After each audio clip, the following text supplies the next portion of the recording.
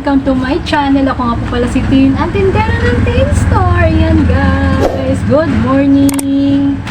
Ayan guys, good morning sa inyong lahat. Ayan, for today's video, i-share ko lang sa inyo yung aking nilakad for today. Na ngayon ay nag-renew tayo ng aking barangay business permit. So ito guys yung aking barangay business permit na binayaran na naman ngayong taon na 2026. So ayan. Yung nakaraan guys, medyo mura pa yung ating nabayaran. Ito yung nakaraan kong barangay business permit. So ngayon guys, nakaraan kasi nagbayad ako ng 890 pesos yung aking binayaran noong taong 2025. So ngayon na naman guys. Ito na naman ngayon. Tumaas yung ating barangay business permit na binayaran. So ito ngayon guys ay nagkakahalaga ng 1,105 yung aking binayaran. Itong binayaran ko sa total lahat ay mayor's permit, may business clearance, may garbage fee na nagkakalaga siya ng 550 ang total, and then may binayaran din akong sedula, bago na naman akong sedula na nagkakalaga ng 555 pesos.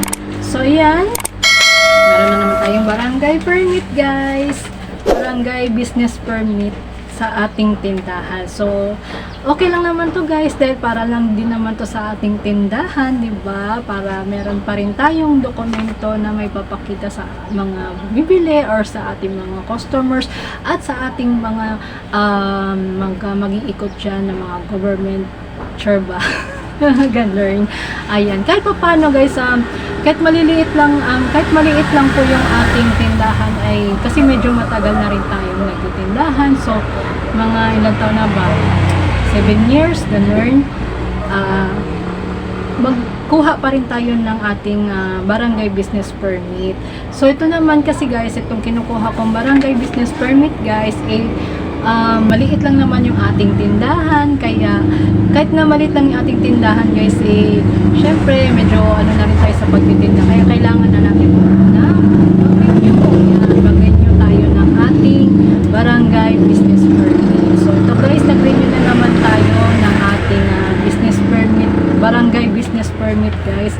Kaya ito, barangay business permit pa lang yung aking kinukuha kasi medyo maliit pa lang naman yung aking store guys, at hindi pa naman ito kalakihan na kumikita ng 20k, 30k ang isang araw. So ayan, kaya okay naman din to na barangay business permit pa lang yung aking kinukuha kasi pag kasi guys kumuha na kayo ng business permit na talaga sa may city hall na talaga guys, talagang dapat meron na kayong quota nun sa tindahan mo na nagkakalagang mga 10k sa isang araw yun guys, dapat nakakakota na kayo nun. Dapat malaki na talaga yung store mo, talagang kompleto na lahat. Hindi mo siya masasabing lahat kompleto.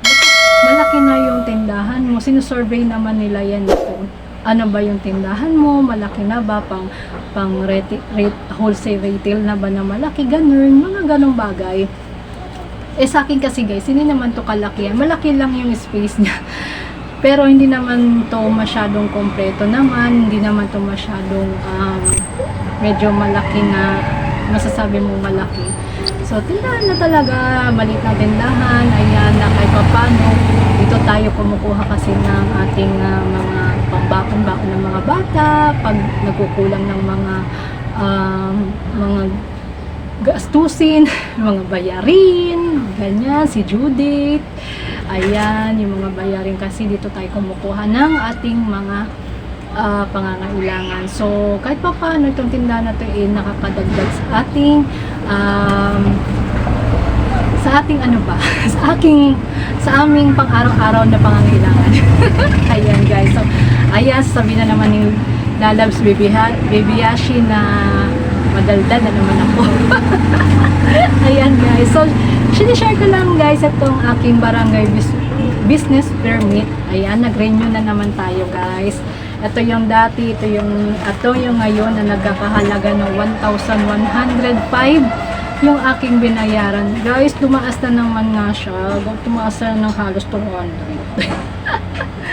Ayun, almost 200 o 300. Ganito. Ganun. Yun. Almost 200 plus yung tinaas. So, diba, dati 890 plus lang kung binayaran. Ngayon na naman is 1,000. So, taon-taon din siya. Tumataas. Diba? Kaloka talaga. Pero, ganun pa lang. Taon-taon naman to guys eh. Ganun pa man. Mag-ipon na lang tayo para sa susunod na taon, diba? Ipunin na lang natin uli. Ay, ako lang pala. Ipunin ko na lang uli yung aking kinikita. Ito paano, tabi-tabi. Diba? Tabi-tabi na tayo. So, yan na guys. Kapag kumuha kayo ng barangay business permit, syempre, kailangan nyo na talaga mag-renew na rin to taon. Kahit na barangay business permit lang to guys, kailangan nyo rin mag-renew every year na rin. Parang katulad na rin talaga to ng business permit talaga sa city ko na kinuha. Pero mas doon kasi guys, yun na nga sabi ko, pagka business permit na po talaga is talagang yun. Kapag due date na, kailangan huwag kayo lalampas ng due date. Kasi may penalty na yun. At saka pag kumuha kayo nun guys, talagang tuloy-tuloy na yun. Every month na talaga yun. Meron kayong mga dokumento kinukuha. Maraming dokumento yun guys. Kaya sa mga nagsisimula pa lang na kukuha ng mga ganun, huwag kayong atat.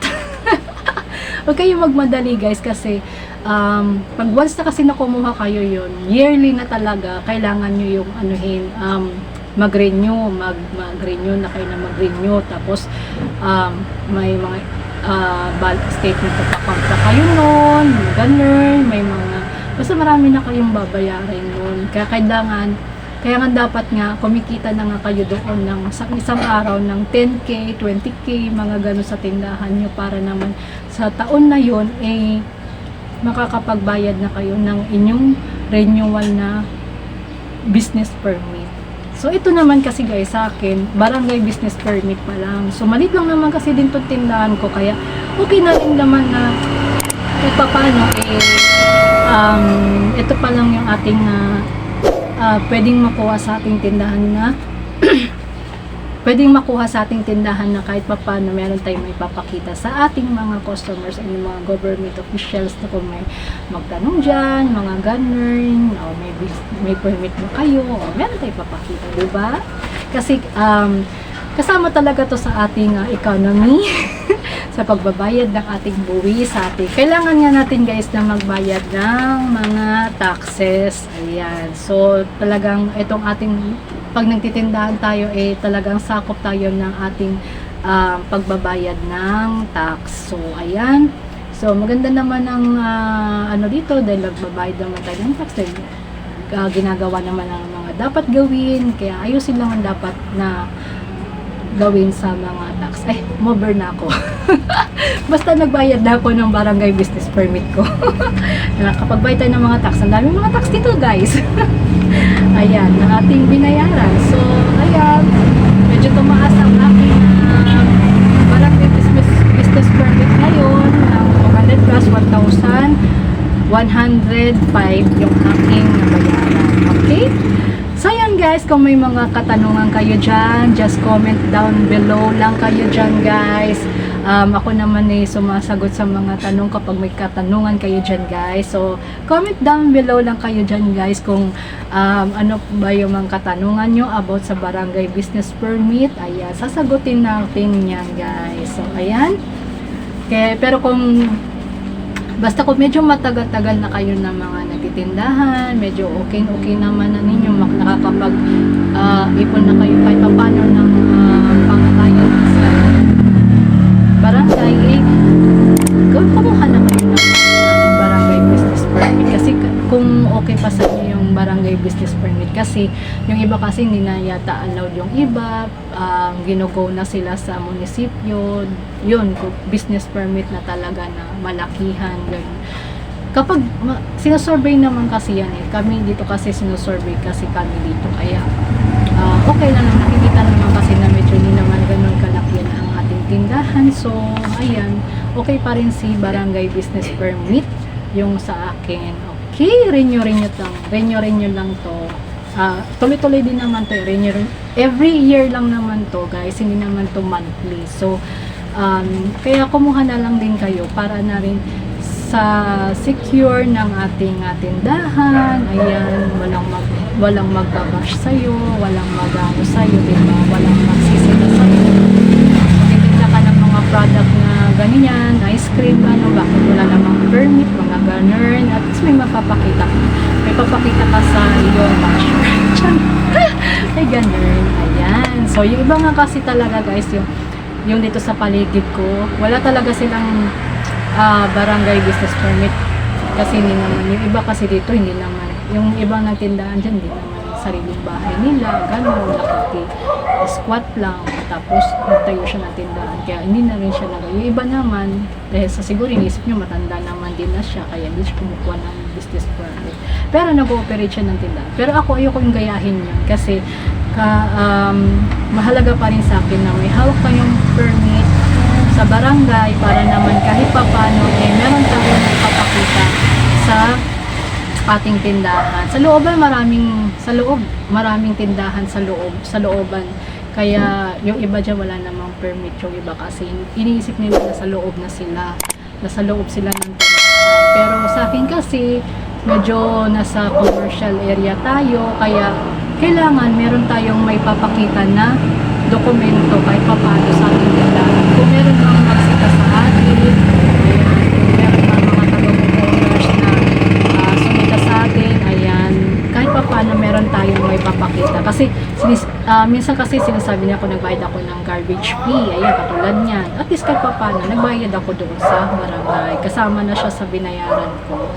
So, yun, mahalaga talaga to lalo na kapag commercial area kayo guys, yung mga tindahan nyo. Pero yung iba kasi dito yung mga katabi ko wala talaga silang permit. Ayokong gayahin yun guys kasi takot ako ganun. So ayan guys, nakabayad tayo ng 1,105 sa aking barangay business permit. So ito yung aking share for today. Ayan guys, nakapag-renew tayo ng ating permit sa ating ayan, nakapag-renew tayo ng ating mga permit sa ating tindahan, barangay business permit. Ayan guys. So, thank you for watching. Ayan, update lang sa aking tindahan. Ngayon, 2026. Ayan guys, update lang sa aking tindahan. So, thank you so much guys sa lahat ng mga nanood guys. At syempre sa mga hindi pa po nakapag-subscribe sa akin, please subscribe naman sa aking YouTube channel, Tinstore Vlogs po. At pakihit nyo na rin po ang notification para update po kayo sa aking video. Guys, ayan, thank you for watching. At thank you po sa mga sumugod ngayong gabi guys. Kahit na umaga ngayon pero gabi ito guys.